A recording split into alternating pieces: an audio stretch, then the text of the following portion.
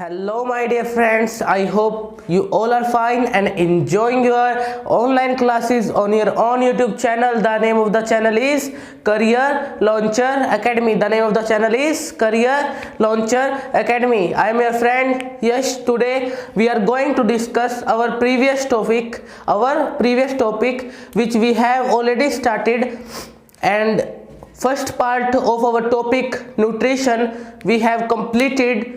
आज हम डिस्कस करेंगे हमारे न्यूट्रिशन इन एनिमल्स, या आप कह सकते हैं न्यूट्रिशन इन ह्यूमन बींग्स। तो आइए आज जो हमारा टॉपिक है उसको आज हम स्टार्ट करते हैं और अच्छी तरह से उसको हमारी आज की वीडियो में समझते हैं। तो जैसे हमारा जो न्यूट्रिशन इन एनिमल्स है, और आपको पता है कि जो हम हैं ह्यूमन बींग्स और एनिमल्स का दोनों का जो होता है, दोनों की जो डाइजेशन होती है वो बिल्कुल सेम होती है। क्या होती है? डाइजेशन। जब हम न्यूट्रिशन इन ह्यूमन बींग्स को डिस्कस करते हैं तो हमारा जो ह्यूमन डाइजेस्टिव सिस्टम है उसके बारे में भी डिस्कस होता है, जिसको हम ह्यूमन डाइजेस्टिव सिस्टम के अलावा और क्या कहते हैं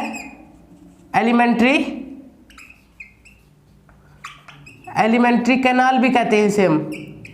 मीन्स जो हमारा जो ह्यूमन डाइजेस्टिव सिस्टम होता है उसे हम क्या कहते हैं? उसे हम ह्यूमन डाइजेस्टिव सिस्टम भी कह देते हैं और क्या कह देते हैं? Alimentary canal. और वो जो हमारी ह्यूमन डाइजेस्टिव सिस्टम है और जो हमारा एलिमेंट्री कैनाल, जिसे हम दोनों में से कुछ भी कह सकते हैं, वो कहाँ से लेकर कहाँ तक एक्सटेंड है? वो हमारे माउथ से लेकर, जिसे हम बक्कल कैविटी भी कह देते हैं, वहां से लेकर एनस तक क्या है? एक्सटेंड है, मतलब बड़ा हुआ है। तो आज हम हमारे जो माउथ है, टंग है, ओसोफेगस है, सभी के बारे में, जो हमारा जो डायग्राम है उसके एलिमेंट्री कैनाल के सभी पार्ट के बारे में आज हम डिस्कस करेंगे। क्या करेंगे? डिस्कस। ह्यूमन डाइजेस्टिव सिस्टम है, और मैं आपको बता देता हूं कि हमारा जो ह्यूमन डाइजेस्टिव सिस्टम है उसको हम एक तो ग्लैंड्स, जो उसके पार्ट होते हैं, अगर हम उसके पार्ट करें तो उसे हम एलिमेंट्री कैनाल में भी कर देते हैं। एलिमेंट्री कैनाल और क्या? ग्लैंड्स। मीन्स जो हमारा एलिमेंट्री कैनाल है होगी वो तो ये हो गए हमारे mouth, tongue, oesophagus, diaphragm, gall bladder, liver, bile duct, सभी ये जो पार्ट जो मैंने आपके लिए लेबलिंग की हुई है इन सभी की, ये हमारे आते हैं एलिमेंट्री कैनाल में। जो हमारे कुछ ग्लैंड्स होते हैं वो क्या होते हैं? यूज किए जाते हैं, और आज हम उन ग्लैंड्स के बारे में भी जानेंगे। तो पहले हम न्यूट्रिशन इन ह्यूमन बींग्स का मतलब समझ लेते हैं। हमारे न्यूट्रिशन इन ह्यूमन बींग्स का ये मतलब है कि जो हमारे न्यूट्रिएंट्स होते हैं, पहले तो हमें पता होना चाहिए न्यूट्रिएंट्स क्या होता है। जो यहाँ पर लिखा हुआ है न्यूट्रिएंट्स और सब्सटेंस। न्यूट्रिएंट्स होते हैं जैसे हमारा कार्बोहाइड्रेट्स, फैट, प्रोटीन, विटामिन, ये सभी क्या है? हमारे न्यूट्रिएंट्स। और अभी इसमें एक बार डेफिनेशन समझ लेते हैं। न्यूट्रिएंट्स और substance which help to maintain the body and help it to do work. अब आपको इसका मीनिंग समझ में आ चुका होगा कि जो हमारे जैसे हम खाना खाते हैं उसमें सभी प्रकार के न्यूट्रिएंट्स होते हैं, vitamin, minerals, protein, fats nutrients होते हैं। और वो क्या करते हैं? अगर हम हमारे फूड को नहीं खाएंगे, कोई भी चीज नहीं खाएंगे, तो हमारे शरीर में एनर्जी नहीं आएगी। तो वो क्या करते हैं? हमारी एनर्जी को मेंटेन करके रखते हैं और हमारी बॉडी फंक्शन में भी हेल्प करते हैं, और हमें काम करने में और मदद करते हैं। क्या करते हैं? Help it to do work. हमारी बॉडी को वर्क करने में मदद कर रहे हैं। जैसे हम एग्जांपल ले सकते हैं, जैसे कि मैं आपको पढ़ा रहा हूँ आज की जो हमारी वीडियो है उसमें, तो अब मैं वर्क कैसे कर रहा हूँ? जो हमारे सेल होते हैं, सेल के बारे में आपने स्कूल में भी जाना होगा। सेल क्या होते हैं? हमारे बॉडी पे प्रेजेंट होते हैं। तो उसमें जो न्यूट्रिएंट्स है, हमारे न्यूट्रिएंट्स वो भी जानेंगी कि हमारी कौन सी प्रोसेस होती है जो हमारे क्या करती है? हमारे सेल तक हमारे न्यूट्रिएंट्स को पहुंचाती है, जिससे हमारे सेल क्या करते हैं? वर्क करते हैं और हमें एनर्जी मिलती है और हम क्या करते हैं? वर्क करते हैं। जैसे कि अब मैं आपको पढ़ा रहा हूं तो एग्जांपल ले सकते हैं। जैसे मैंने खाना खाया और अब खाना खाने के बाद तो जो मेरे सेल है उन तक हमारे किसी प्रोसेस ने, जो हमारे डाइजेस्टिव सिस्टम में कोई भी प्रोसेस होगी, या हमारे कोई पार्ट ने या कोई ग्लैंड ने कोई एनर्जी को हमारे मेरे सेल तक पहुंचाया है, और जिससे मैं अब क्या कर रहा हूं? आपको पढ़ा रहा हूं, आपको इसके बारे में बता रहा हूँ। तो जो हमारा न्यूट्रिशन इन ह्यूमन बींग्स उसका मतलब हम समझ चुके हैं। उसके बाद 5 स्टेप को जानते हैं जो डाइजेशन में क्या करते हैं, हेल्प करते हैं। किस किस की? ह्यूमंस और एनिमल्स की। जो हमारे 5 प्रोसेस भी कह सकते हैं आप और स्टेप भी कह सकते हैं जो हमारे डाइजेशन में हेल्प करते हैं। किसमें? डाइजेशन में। तो हमारी जो प्रोसेस होती है, फर्स्ट होती है इंजेशन। क्या होती है? इंजेशन। इंजेशन का मतलब होता है इंजेशन। इंजेशन का मतलब होता है इनटेक ऑफ फूड। मतलब कि जैसे हमने फूड को अपने माउथ के अंदर डाला, जैसे कि यहाँ से हमारा जो फूड है वो माउथ, आप डायग्राम से भी समझ सकते हैं। जैसे हमने यहाँ पर हमारा माउथ में फूड रखा है, उसके बाद जो हमारा फूड है वो कहाँ पर आएगा? स्टमक तक। तो हमारा इनटेक ऑफ फूड, अब इसको सिंपल डेफिनेशन क्या होगी इसकी इंजेशन की? Intake of food. सेकंड है हमारा डाइजेशन। क्या है? डाइजेशन। आपको पता है हमारा फूड जो है डाइजेशन के लिए कहां पर जाता है? हमारे स्टमक में। कहां पर? स्टमक में। और स्टमक के बारे में भी आज मैं आपको कुछ नई बातें और बताऊंगा। तो पहले हम एक बार हमारे प्रोसेस के बारे में जान लेते हैं। तो डाइजेशन का मतलब हो गया डाइजेशन ऑफ फूड, मतलब कि हमारे फूड को डाइजेस्ट करना। हमारी थर्ड प्रोसेस है वो है एब्जॉर्प्शन। क्या है? एब्जॉर्प्शन। एब्जॉर्प्शन का मतलब होगा कि जो हमारे फूड में जो न्यूट्रिएंट्स है उनको एब्जॉर्ब करना और ऑब्जॉर्व। पहले आपको एक बात और बता देता हूं कि एब्जॉर्ब करने का काम कौन सी मेन जो चीज है वो करती है हमारा स्मॉल इंटेस्टाइन। कौन सा? एब्जॉर्प्शन ऑफ फूड को एब्जॉर्ब करने में मदद करता है। तो ये प्रोसेस होगी हमारी एब्जॉर्प्शन। तो इसको अब क्या कह सकते हैं? Absorption of food. नेक्स्ट जो हमारी है एसिमिलेशन। फोर्थ प्रोसेस है एसिमिलेशन। तो एसिमिलेशन का मतलब अब समझते हैं कि हमारा जो फूड है जो हमारा एब्जॉर्ब होने के बाद, जैसे कि वो हमारा फूड है स्मॉल इंटेस्टाइन में जाएगा, उसके बाद जो हमारे बाकी न्यूट्रिएंट्स रह गए हैं वो एब्जॉर्ब होने के बाद उनको हमारे जो बॉडी सेल है उनके तक कौन लेके जाएगा? वो प्रोसेस कौन सी है जिससे हमारे जो एब्जॉर्ब किया हुआ फूड है स्मॉल इंटेस्टाइन के द्वारा वो कैसे मूवमेंट करेगा, कैसे हमारे सेल तक पहुंचेगा? वो पहुंचेगा हमारी एसिमिलेशन प्रोसेस से। कौन सी प्रोसेस से? एसिमिलेशन प्रोसेस से। तो आप इसकी सिंपल डेफिनेशन बना सकते हैं कि the movement of nutrients absorb by our small intestine by our blood to our cells. जो हमारी बॉडी जो सेल है वहां तक हमारे एब्जॉर्ब फूड को पहुंचाने की प्रोसेस को क्या कहते हैं? हमारे एसिमिलेशन। और लास्ट जो है वो प्रोसेस है इजेशन। क्या है? इजेशन। क्या है? इजेशन। इजेशन का मतलब है कि जो हमारी, जैसे मैंने अभी आपको बताया था कि जो स्मॉल इंटेस्टाइन है वो जो हमारा फूड है वो उसके एब्जॉर्ब कर लेगा ना, अभी वो न्यूट्रिएंट्स यूजफुल होगा उसको क्या कर लेगा? एब्जॉर्ब कर लेगा। लेकिन जो बाकी बच चुका है, जो वेस्ट हो चुका है, जिसको हमारे स्मॉल इंटेस्टाइन ने क्या नहीं किया है? एब्जॉर्ब नहीं किया है, तो वो जो हमारा जो वेस्ट फूड है वो बाहर कैसे आएगा? By the process of egestion. तो हमारा जो स्मॉल इंटेस्टाइन है वो हमारे जो वेस्ट प्रोडक्ट है वो कहां पर ले जाएगा? हमारे लार्ज इंटेस्टाइन में। और लार्ज इंटेस्टाइन से हमारा कहां जाएगा? हमारी बॉडी के बाहर एक्सपेल हो जाएगा। क्या हो जाएगा? एक्सपेल हो जाएगा। तो उस प्रोसेस को क्या कहेंगे हम? इजेशन। क्या कहेंगे? इजेशन। क्या कहेंगे? इजेशन। तो अभी तक हम हमारे न्यूट्रिशन इन ह्यूमन बींग्स को भी जान चुके हैं और हमारे जो ह्यूमन डाइजेस्टिव सिस्टम में जो हमारी प्रोसेस होती है 1 by 1 उनके बारे में भी मैंने आपको बता दिया है। आप स्टेप भी कह सकते हैं उनको। तो अब हम हमारे डाइजेस्टिव सिस्टम के एलिमेंट्री कैनाल के जो पार्ट है और जो हमारे कुछ ग्लैंड्स है जो हमारे डाइजेशन में मदद करते हैं उनके बारे में भी पढ़ेंगे। तो अभी तक हम जान चुके हैं हमारे न्यूट्रिशन इन ह्यूमन बीइंग्स के मीनिंग उसके बारे में हम थोड़ा बहुत समझ चुके हैं। हमारे डायग्राम के अकॉर्डिंग भी मैंने आपको बता दिया है। तो अब मैंने आपको बताया था कि मैं आपको बता दूंगा कि जो हमारा माउथ होता है वो कहाँ पर प्रेजेंट होता है। माउथ जो हमारा सबसे ऊपर प्रेजेंट होता है, सबसे ऊपर जो हमारा माउथ होता है उसके सबसे लास्ट में जो हमारा होता है एनस, और उस जो हमारा एलिमेंट्री कैनाल है उसको हम क्या कहेंगे कि it is a long tube extending from mouth to anus. तो आइए हम डिस्कस करते हैं हमारे सलाइवा के बारे में। पहले हम जान लेते हैं कि जो हमारा सलाइवा होता है वो कहाँ पर होता है, कहाँ पर होता है। वो हमारे यहाँ हमारे माउथ में होता है, हमारे माउथ में। जैसे कि हम हमारा खाना खाते हैं, हमारा खाना खाते हैं तो जो हमारा सलाइवा है जब हम खाना खाते हैं तो वो रिलीज हो जाता है। क्या हो जाता है? रिलीज हो जाता है, जिसके कारण जो हमारा फूड होता है वो क्या हो जाता है? सॉफ्ट बन जाता है। क्या हो जाता है? सॉफ्ट।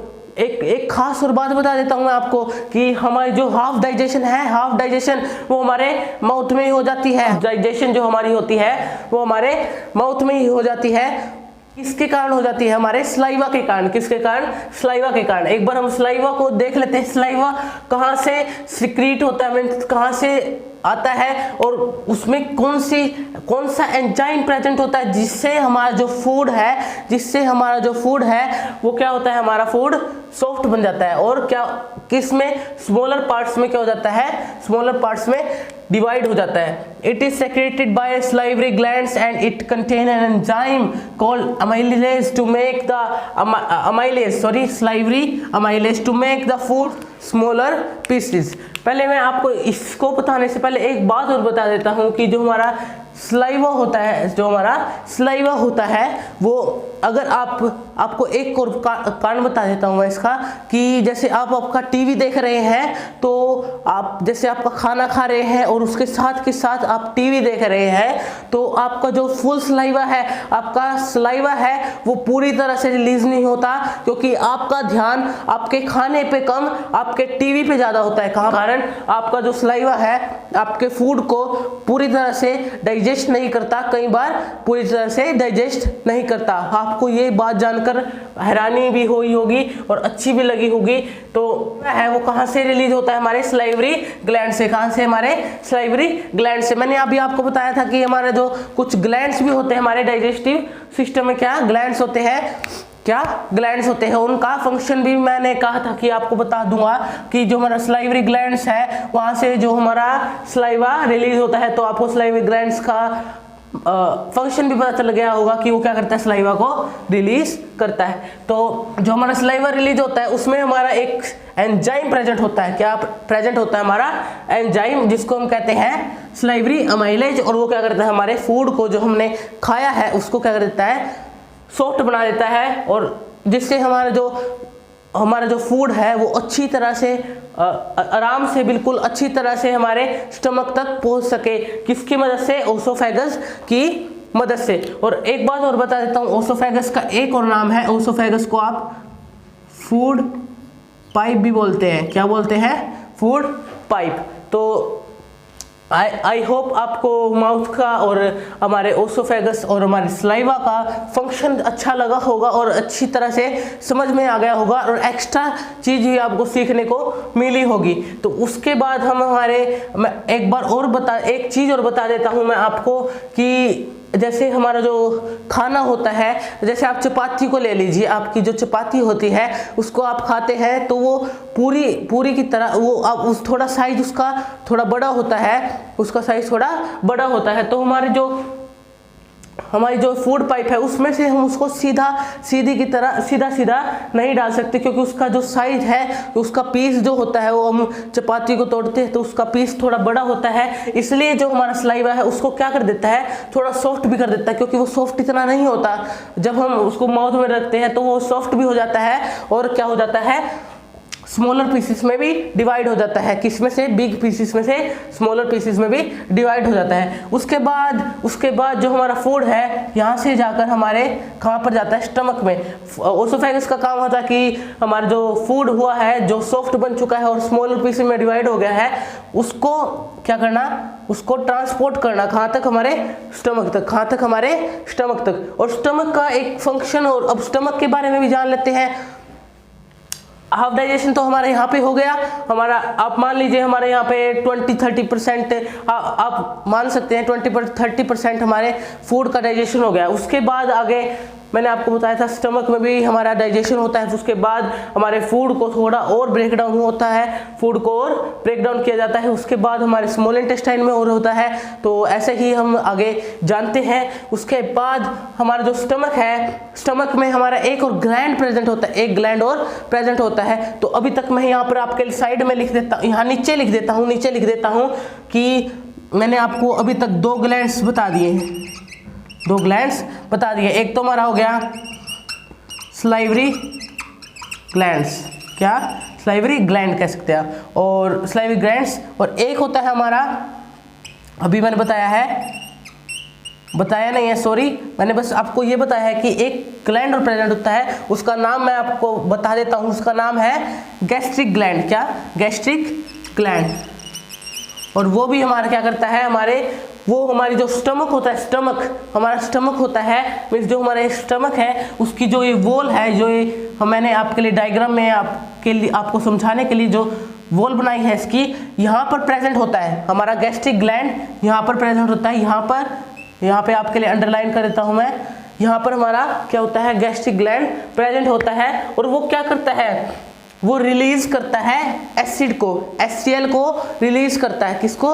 HCl को रिलीज करता है। तो आपको समझ में आ गया होगा कि गैस्ट्रिक ग्लैंड का फंक्शन और या गैस्ट्रिक ग्लैंड कहाँ पर प्रेजेंट होता है और उसका फंक्शन क्या होता है, वो क्या करता है प्रेजेंट। अगर आपसे पूछा जाए कि where is gastric gland present, तो आप कहेंगे वॉल ऑफ द स्टमक। और क्या रिलीज करता है, वो क्या रिलीज करता है हमारा HCl, क्या रिलीज करता है हमारा HCl।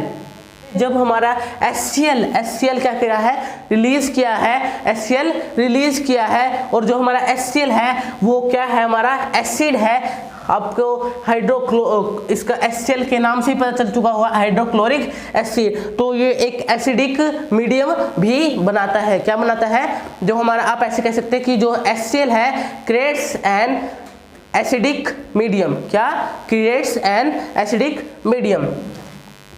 स्टमक के बारे में और बातें भी बता देता हूं मैं आपको। जो हमारा स्टमक होता है, सॉरी, मैं आपके लिए आपको समझाने के लिए थोड़ा सा यहाँ से इरेज कर देता हूँ सलाइवा को।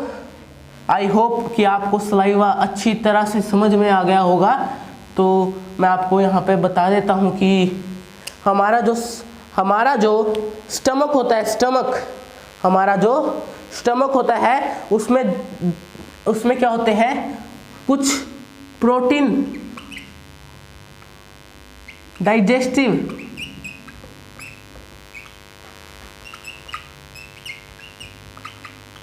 एंजाइम्स भी प्रेजेंट होते हैं। क्या होते हैं? Protein digestive enzymes. और फर्स्ट एंजाइम होता है क्या? पेप्सिन। और दूसरा हमारा होता है म्यूकस। क्या? म्यूकस। ये क्या होते हैं हमारे प्रोटीन डाइजेस्टिव एंजाइम। क्या होते हैं हमारे प्रोटीन डाइजेस्टिव एंजाइम। तो आई होप आपको कि स्टमक के बारे में भी अच्छा लगा होगा, स्टमक के गैस्ट्रिक ग्लैंड के बारे में भी आपको अच्छी तरह समझ में आ गया होगा। और एक और बता देता हूं मैं आपको, वो है हमारा ट्रेप्सिन। एक है आप जान चुके हैं। ओके, तो आगे हम आगे चलते हैं हमारे नेक्स्ट पे। तो एक बात और बता देता हूं, मैंने जो लीवर है वो कहां पर प्रेजेंट है हमारा, मैंने आपके लिए लेबर किया हुआ है। हमारा जो लीवर होता है, ये मैं आपके लिए यहां पर डार्क कर देता हूं उसको। ये जो सारा है, जो मैंने आपके लिए यहां पर ब्लैक मार्कर से डार्क किया है, ये हमारा है लीवर। क्या है? लीवर। और उसके अंदर क्या प्रेजेंट हमारा एक गोल ब्लैडर। क्या प्रेजेंट है? Gall bladder. और क्या करता है वो गोल ब्लैडर होता है, वो क्या करता है? स्टोर करता है हमारे बाइल जूस को। किसको स्टोर करता है? हमारे बाइल जूस को। तो आगे हम बढ़ते हैं हमारे पैनक्रियाज की तरफ। पैनक्रियाज को भी जान लेते हैं एक बार। पैनक्रियाज क्या होता है हमारा? पैनक्रियाज क्या होता है? पैनक्रियाज होता है हमारा पैनक्रियाटिक जूस को रिलीज करता है। क्या करता है? हमारे पैनक्रियाटिक जूस को। ये जो मैंने अभी आपको बताए हैं, ये सभी क्या करते हैं? अब ये हमारे जो न्यूट्रिएंट्स जो हमारे फूड में थे, उन सभी के अलग अलग जो पार्ट होते हैं, उन सभी को क्या करते हैं? उन सभी को डाइजेस्ट करने में थोड़ी थोड़ी मदद करते हैं। किसकी? हमारे बॉडी फंक्शन में हमारी मदद करते हैं, हमारे बॉडी को मेंटेन रखने में, हमारे बॉडी को वर्क करने में, ये सारी चीज़ें हमारे मदद करती हैं। तो आगे चलते हैं हमारे स्टमक। जैसे मैंने अभी आपको बता दिया था स्टमक में हमारा क्या हो जाता है, स्टमक के फंक्शन को बता दिया था। स्टमक में हमारा डाइजेशन हो चुका है, उसके बाद जो हमारा स्टमक के बाद हमारा फूड है वो एंटर कर जाता है। कहाँ पर एंटर कर जाता है? हमारे स्मॉल इंटेस्टाइन में। कहाँ पर एंटर कर जाता है? हमारे स्मॉल इंटेस्टाइन। उसको कहते हैं हम लॉन्गेस्ट पार्ट ऑफ किसका? Alimentary canal. Alimentary canal. तो उसके बाद हम स्मॉल इंटेस्टाइन को हम कहते हैं, स्मॉल इंटेस्टाइन को हम कहते हैं साइट ऑफ कॉम्प्लेक्सेशन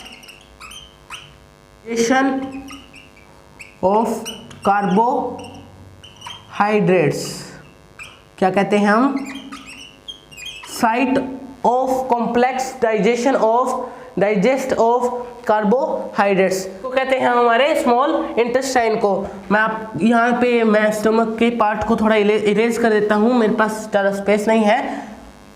और आई होप आपको स्मॉल इंटेस्टाइन के बारे में भी जान चुके होंगे आप अच्छी तरह से। और हमारा जो स्टमक का फंक्शन था, सलाइवा के बारे में भी मैंने आपको बता दिया है। तो आगे हम हमारे स्मॉल इंटेस्टाइन के बारे में और भी जानते हैं। स्मॉल इंटेस्टाइन एक चीज़ और करता है। स्मॉल इंटेस्टाइन मैंने अभी आपको बताया था कि जो हमारा स्मॉल इंटेस्टाइन है वो क्या क्या साइट है, वो एक जहाँ पर क्या होती है, हमारे कॉम्प्लेक्स डाइजेशन होता है। किस का? एक तो हमारा, मैंने अभी आपको सिर्फ कार्बोहाइड्रेट्स बताया था, कार्बोहाइड्रेट्स। दो और बता देता हूँ आपको, एक हमारा फैट, एक हमारा प्रोटीन। क्या? फैट और प्रोटीन। तो हमारा जो डाइजेशन है, हमारे जो न्यूट्रिएंट्स होते हैं कार्बोहाइड्रेट, फैट, प्रोटीन का, वहाँ पर हमारे स्मॉल इंटेस्टाइन भी हमारे क्या करते हैं, न्यूट्रिएंट्स होते हैं, उनको क्या करता है डाइजेस्ट करता है। आगे हम जान लेते हैं हमारे स्मॉल इंटेस्टाइन के बारे में और कुछ जान लेते हैं। स्मॉल इंटेस्टाइन और क्या करता है? वो रिसीव भी करता है। क्या करता है? रिसीव्स दी सेक्रीशन को भी रिसीव करता है। किसके? हमारा जो लीवर में से जो हमारा सेक्रीशन हुआ है, और पैनक्रियाज में से मैं बताया था आपको, हमारे पैनक्रियाज में से पैनक्रियाटिक जूस भी रिलीज हुआ है और लीवर में से बाइल जूस भी रिलीज हुआ है। तो स्मॉल इंटेस्टाइन के बाद हमारा जो फूड है डाइजेस्ट होने के बाद, मैंने अभी आपको बता दिया था कि जितना भी एब्जॉर्ब हो जाता है वो हमारे एसिमिलेशन प्रोसेस की मदद से वो हमारे बॉडी सेल की तरफ चला जाता है। और लास्ट जो है हमारा लार्ज इंटेस्टाइन, और उसका फंक्शन होता है remove waste product out of our body by anus से हमारा जो रिमूव हो जाता है, हमारा जो waste product from our body, हमारी बॉडी से जो हमारा वेस्ट प्रोडक्ट है वो बाहर चला जाता है। और किससे? एनस से। कहाँ से? एनस से। तो आई होप सो कि आपको हमारा न्यूट्रिशन इन ह्यूमन बीइंग्स अच्छे तरह से समझ में आ चुका होगा। तो अगर आपको वीडियो अच्छी लगी है तो इसे ज़्यादा से ज़्यादा शेयर कीजिए, सब्सक्राइब कीजिए, लाइक कीजिए। Thank you. जय हिंद।